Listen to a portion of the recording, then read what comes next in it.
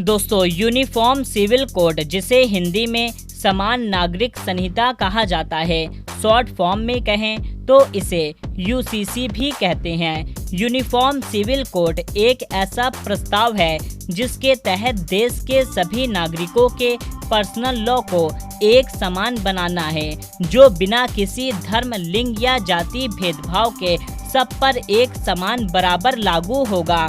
Personal law क्या है? दरअसल हिंदू, मुस्लिम, ईसाई, पारसी और जैसे अलग अलग धार्मिक समुदाय विवाह, तलाक, उत्तराधिकारी और गोद लेने के मामले में अपने अपने पर्सनल लॉ का पालन करते हैं। हालांकि भारत में आपराधिक कानून का एक समान है और हर भारतीय पर एक तरह का लागू होता है। पर्सनल लॉ ब्रिटिश रूल में धर्मों की प्रथाओं और धार्मिक ग्रंथों को ध्यान में रख करके अलग अलग समय पर बनाए गए थे। अगर हिंदू और मुस्लिम पर्सनल लॉ की बात करें तो ये ब्रिटिश ईस्ट इंडिया कंपनी के भारत पे कब्जे के समय से ही अस्तित्व में आ गए थे। हालांकि समय के साथ साथ इसमें कई बदलाव होते गए।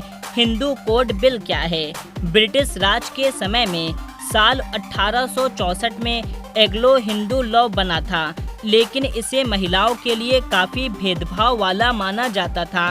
देश के आज़ाद होने के बाद बाल विवाह, उत्तराधिकारी जैसे मामलों में बदलाव के लिए साल 1956 में हिंदू समुदाय के लिए संसद में हिंदू कोड बिल पास कर दिया गया था। हिंदू कोड बिल पास होने के बाद महिलाओं को अधिक अधिकार मिल गए, जिसमें उनके लिए पिता की संपत्ति में उत्तराधिकारी भी शामिल था। लेकिन यहाँ ये बताना भी ज़रूरी है कि हिंदू कोड बिल समुदाय के साथ साथ बौद्ध, जैन, सिख समुदाय पर भी लागू होता है और ये समुदाय इसका विरोध भी करते हैं। मुस्लिम पर्सनल लॉ क्या है?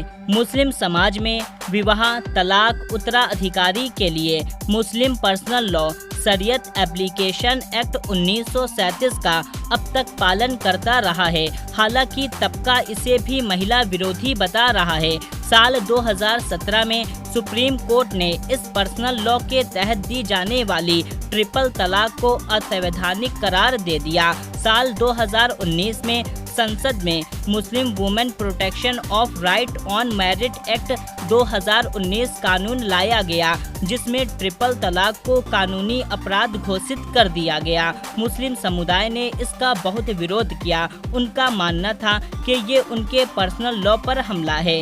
यूनिफॉर्म सिविल कोड की मांग कब उठी?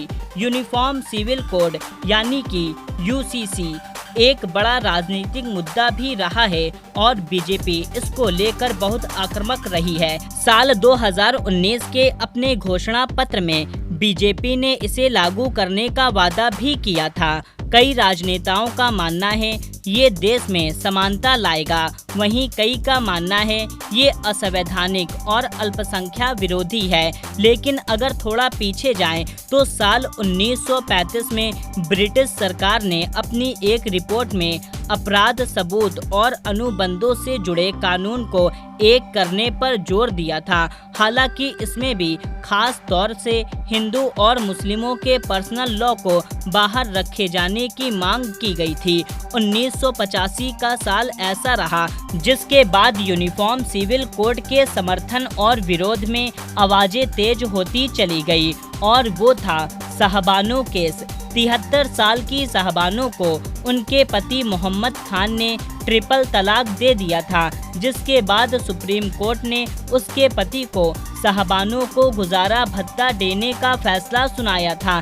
इस फैसले को मुस्लिम पर्सनल लॉ पर हमला बताया गया, क्योंकि मुस्लिम पर्सनल लॉ के मुताबिक लगातार गुजारा भत्ता देना प्रावधान नहीं है। तत्कालीन ही राजीव गांधी सरकार ने इस फैसले का स्वागत किया, लेकिन कई राज्यों में चुनाव हारने के बाद उसे न्यूटन ले लिया गया। सुप्रीम कोर्ट के इस फैसले को पलटने के लिए संसद में Muslim women protection of right bill 1986 पास कर दिया गया।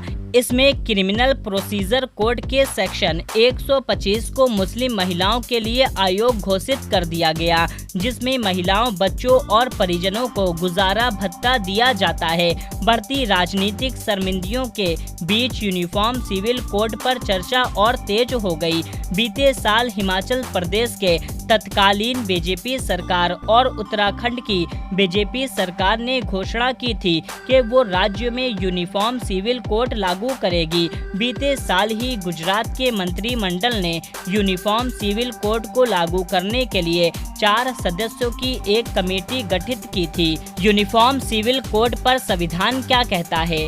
भारत के संविधान के अनुच्छेद 25 से लेकर 28 तक भारतीय नागरिकों को धार्मिक स्वतंत्रता का अधिकार देता है और वो खुद धार्मिक समूह को अपने मामलों को खुद देखने का अधिकार देता है। हालांकि संविधान की नीति निर्देशक सिद्धांत का अनुच्छेद 42 यह भी कहता है कि राज्य भारत के पूरे क्षेत्र में नागरिकों के लिए एक समान नागरिक संहिता को सुरक्षित करने का प्रयास करेगा। यहाँ ये बात भी ध्यान में रखना जरूरी है कि यूनिफॉर्म सिविल कोड को लेकर आज तक कोई भी आदर्श दस्तावेज पेश नहीं किए गए हैं, लेकिन गोवा देश के इकलौता ऐसा राज्य है जहां अपना कॉमन सिविल कोड है, जिसे गोवा फैमिली लॉ भी कहा जाता है। यूनिफॉर्म सिविल कोड को लेकर के भारत की सत्तारूढ़ पार्टी बीजेपी का स्टैंड हमेशा से क्लियर रहा है। उसका मानना है कि देश के हर एक नागरिक के लिए सभी कानून एक बराबर होने चाहिए। वही बीजेपी हमेशा कांग्रेस पर हमेशा निशाना साधती रहती है कि वो यूनिफॉर्म सिविल कोड को लेकर के अपना स्टैंड साफ करे। अधिकतर विपक्षी दल, जिसमें कांग्रेस भी शामिल है, उनका यूनिफॉर्म सिविल कोड को लेकर के स्टैंड साफ नहीं रहा है। उनका तर्क है कि भारत जैसी इतनी विविधता से भरे देश में सभी के लिए एक जैसे कानून कैसे लागू किए जा सकते हैं।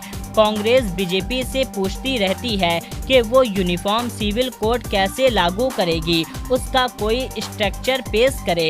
वहीं आम आदमी पार्टी के संयोजक अरविंद केजरीवाल ने बीते साल गुजरात विधानसभा के चुनाव के दौरान भी यूनिफॉर्म सिविल कोड का मुद्दा उठाया था। उनका कहना है ये सभी समुदाय के आपसी सहमति से लागू किया जाना चाहिए।